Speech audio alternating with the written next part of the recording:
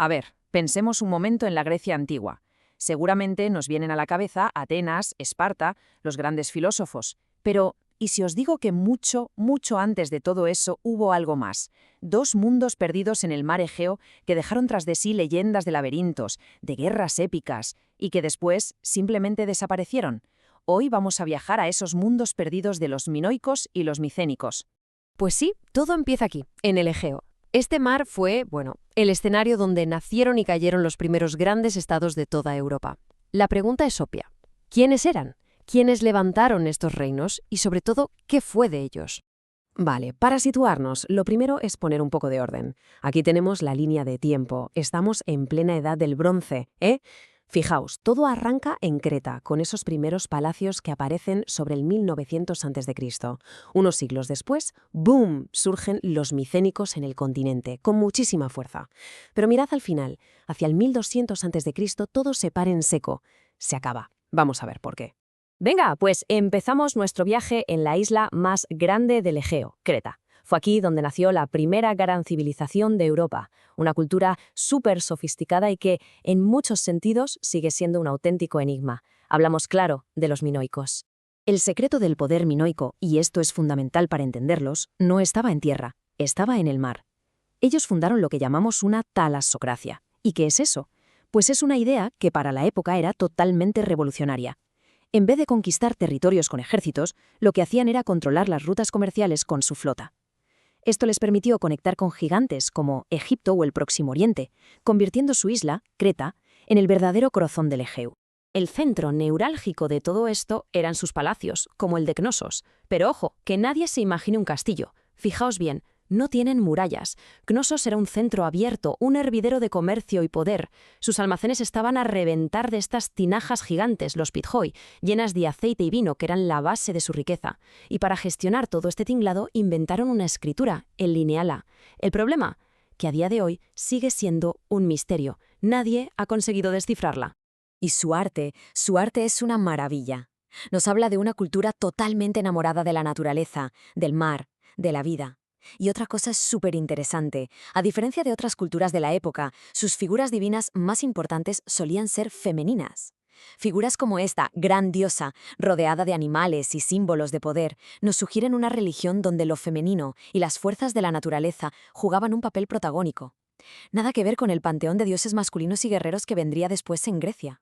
Vale, dejamos la Creta minoica y saltamos al continente. Y aquí, de verdad, el cambio es brutal. Nos vamos a encontrar con un mundo radicalmente distinto, el de la civilización micénica.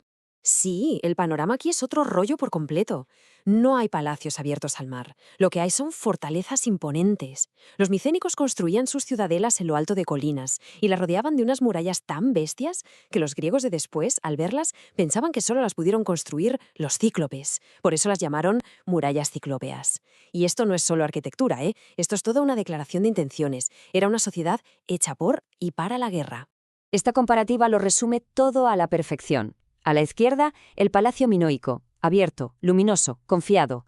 A la derecha, la fortaleza micénica, en lo alto, sombría, defensiva. No estamos hablando solo de dos tipos de edificios, estamos hablando de dos formas de ver el mundo. Una que mira hacia el mar y se basa en el comercio, y otra que mira hacia adentro, preparándose siempre para el conflicto.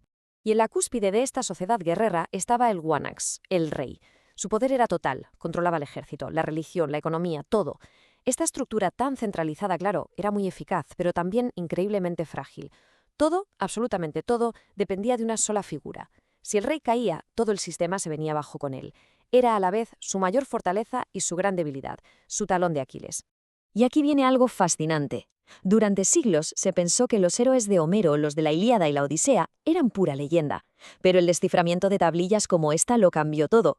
En 1952 se demostró que esta escritura, el lineal B, era en realidad una forma arcaica de griego. Y de repente, ¡zas!, en las listas de ofrendas empezaron a aparecer nombres de dioses que nos sonaban a todos. Zeus, Poseidón, la historia y el mito de repente chocaron. Esta gente no eran solo personajes de un poema, eran personas reales. Eran los griegos de la guerra de Troya. Y sin embargo, después de siglos de poder, de dominio, ambas civilizaciones, la pacífica minoica y la guerrera micénica, llegaron a un final abrupto y muy violento. Todo ese esplendor de la Edad del Bronce en el Egeo simplemente se apagó. Claro, la pregunta que se ha hecho todo el mundo desde entonces es ¿por qué? ¿Qué pasó? ¿Cómo es posible que unos sistemas tan complejos, tan poderosos, se derrumbaran así, casi a la vez? Pues la respuesta no es sencilla. No fue una sola cosa, sino más bien un efecto dominó, una tormenta perfecta. Paso 1. Una erupción volcánica brutal en la isla de Tera, que debió ser apocalíptica. Esto golpea de lleno al mundo minoico y lo deja herido de muerte. Paso 2. Los reinos micénicos, que siempre estaban peleándose entre ellos, aprovechan la debilidad de Creta, pero se desgastan en sus propias guerras internas. Y entonces, paso 3, llega el golpe de gracia. Unos invasores misteriosos, a los que conocemos como los pueblos del mar, aparecen de la nada y arrasan todo el Mediterráneo oriental, llevándose por delante las últimas fortalezas micénicas. El resultado fue un colapso total, y hay que entender bien lo que esto significa. No fue solo un cambio de rey o una guerra perdida, fue el fin de un mundo. Imaginemos la escena. Las ciudades se abandonan, la gente olvida cómo escribir, el comercio desaparece. Es como si de repente alguien apagara la luz. Grecia se sumergió en una edad oscura que duraría 400 largos años.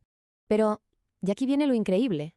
Aunque sus palacios se cayeron a trozos y su escritura se perdió en el olvido, su memoria sobrevivió.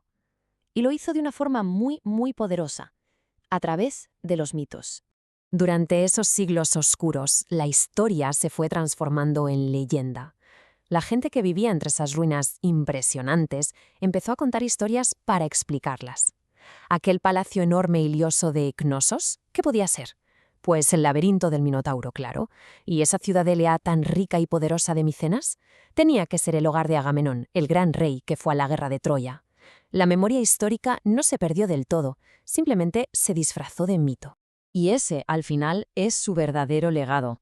Sus reinos cayeron, sí, sus palacios se hicieron polvo, pero sus historias, convertidas en mitos, se volvieron inmortales. Se convirtieron en la base sobre la que la Grecia clásica y con ella toda nuestra cultura occidental construiría su identidad. Y nos deja pensando, ¿cuántas otras historias, cuántos otros mundos perdidos se esconden todavía bajo las ruinas de nuestro pasado, esperando a ser contados?